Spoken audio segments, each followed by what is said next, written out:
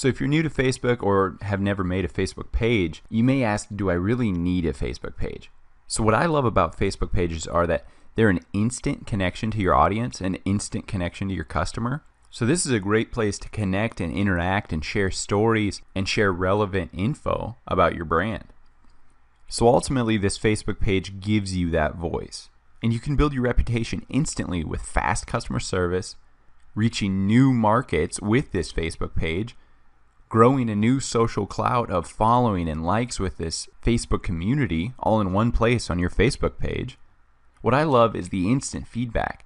Say for one of my clients, they're launching a new line and they're unsure about one style versus the other. Post some mock-ups of the images on your Facebook page and ask your current customers to vote which one they prefer, which one they like, which one they would buy. So besides all these great things about building a community, there are a lot of additions that Facebook is constantly rolling out. So you have the opportunity to post events, integrate various apps. Some people I know don't even have a .com. They just sell products via their Facebook page because of the apps available enabling that. Then Facebook pages are also great for polling your audience, like I said, or running contests and different promotions. So at the end of the day, what is a Facebook page? It's basically a specific page on Facebook that enables you to capture your specific audience via a like. So every time you get a like, these people are now liking your page and accepting what you post to show up in their newsfeed. Now this percent is actually lowering. Organically, only 10 to 20% of what you post will show up in your audience's newsfeed. But as I'll explain later, there's promotions and various other things we can do to increase the visibility of your post. So first off, you need to sign up for a Facebook account, or if you have already, go to facebook.com, then in the top right, click Create Page. Now on this page, you'll be able to pick what specific type of page you want to create. So don't let this option confuse you. Just break it down and see which one fits your business or service correctly. So welcome to your new Facebook page. So before you can start growing your brand on Facebook and creating Facebook ads, you need to build and optimize your Facebook page.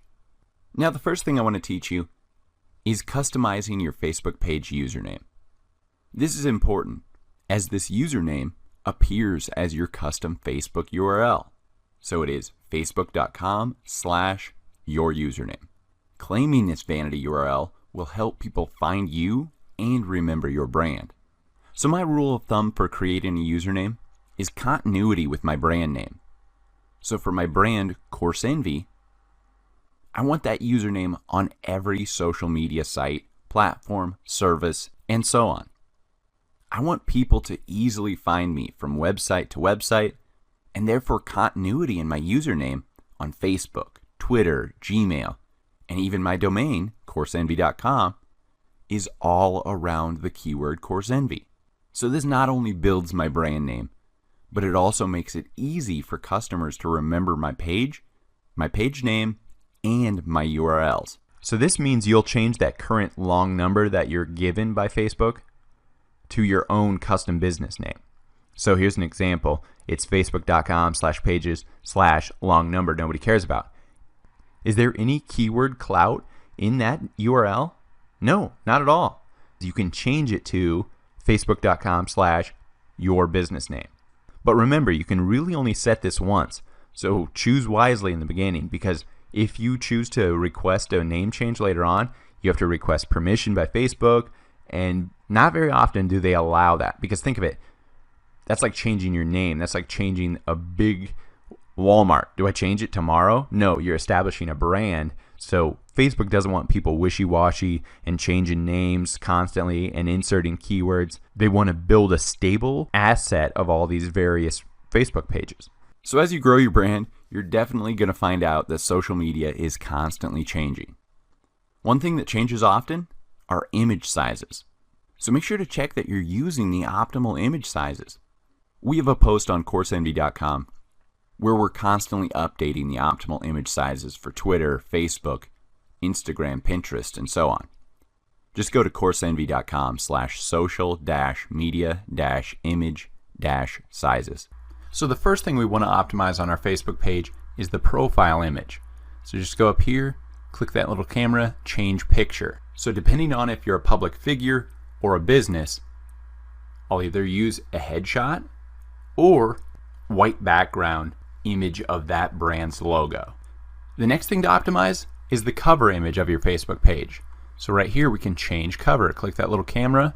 We can choose from photos or videos. I've been getting some great conversion rates for clients by using videos in their cover photos to draw people's eyes to my call to action, the sign up button. So next, we want to go to the About page. So in your left sidebar here, and one of the first things I optimize is the username, and then make sure to fill out the rest of this About section. Specifically, this is your meta description.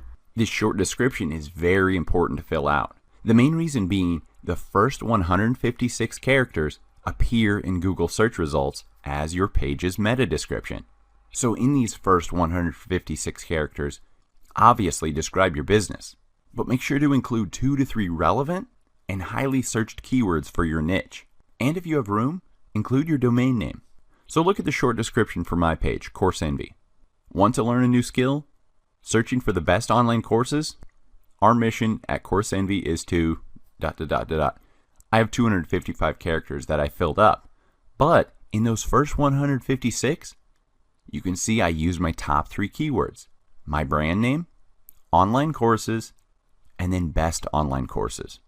Search some of your competitors in Google and add the word Facebook to your keyword search. By doing this, you can see what they're using for their short description. Next, you want to start to build out that page and post content. Make it look like somebody's at this actual business. You don't want to just make a Facebook page to say you made a Facebook page. You want to build it out, make it look really professional, post some content. I like to have at least 10 posts on my page before I even push it to anybody, before I start ads or before I invite friends. Put some relevant text, some relevant statuses, post some pictures, some videos. Now this all doesn't have to be original content, so don't get overwhelmed there. You can just recurate other people's stuff and post it on this page. Another great feature about Facebook pages allows you to schedule your post via Creator Studio. So to have your Facebook page not look like you just built it in an hour, you can backdate post, you can schedule posts for the future, so it really helps you evenly distribute these posts and post, once a week, twice a week. You can schedule that. And then once you start to post some content, we can go into reports and see what time of day do you get the most post engagements? What day of the week do you get the most post engagements? Do you get the most likes and shares at 4 p.m. when people are just about ready to leave work? Or is it at 8 a.m. when people just get to work? Take those factors into account, and then you can schedule around that. So once you have your Facebook page completely filled out, you have a profile image, cover image, and at least 10 posts, make sure to complete this call to action button. My personal favorite call to action button is the sign up option, and then I create that cover image so the user's eyes flow through the text and right to the call to action button. So a great visual, and then my incentive that draws them to the call to action. So next, many clients for Course Envy don't want all these default tabs. So how do we edit these tabs? Click Settings, and then in this left sidebar, click Templates and Tabs. We can configure what template and what tabs we want to appear for our Facebook page. Remember, before I push this out to audiences, before I start marketing, you want everything complete. And like I said, I like a good 10 posts, so it looks like I've been active on Facebook a bit longer. So you can obviously write your own, or we can go to other pages, which I like to do to curate other content. Click Share, Share to a page, select your page, and then you're posting as that page. And like I've said in this course, I like to post to my Facebook pages for my clients at least 1 to 3 times per day. So that can get very busy, and I want to post at peak times. So this is where scheduling comes into play. View your scheduled post on the Content Library page in your Creator Studio. So as you build out your page, build out your content, your call to action button, manage your tabs, look at your competition to see how their page is laid out. What tabs are they using? What kind of post? What kind of cover image? What kind of profile? Think about it. ESPN has a team of marketers working on their Facebook page and all their social media pages. They're all getting full-time salaries. So come to these pages and take bits of information to optimize your page. The next important part of your Facebook page are Facebook settings. Many things I discuss in this course can all be found via your Facebook page settings. So when you're logged into Facebook, just go to your Facebook page and click the settings link. So now that you have your Facebook page completely optimized, you want to ensure that it's reaching all the people that it can with optimized Facebook settings. So first and foremost, ensure that you have everything filled out on your Facebook page. You can enable and limit many things via these Facebook settings. Everything from tagging, to if users can post, to country restrictions, to age restrictions. So really read through them all. Make sure your page is published so it shows up in Facebook search results. The next setting I use most often are page roles. Since you created this Facebook page, under your personal account, you will be the admin. That is the highest role.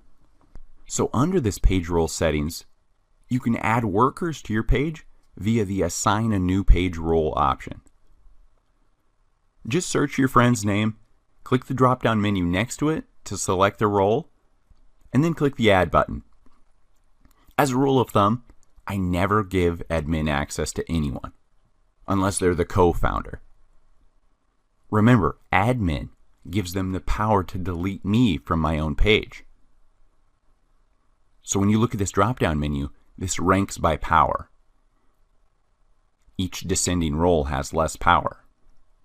Working down from admin, the most common role I assign is editor and advertiser to my staff members. So if you didn't link your Facebook page and Instagram account during the setup, navigate to your Facebook page now, click the settings, then select Instagram in this left sidebar, then click that Connect Account button to just log into your Instagram. This is required for managing your Instagram via Facebook on your computer. This includes content, ads, analytics, messages, comments, and much more.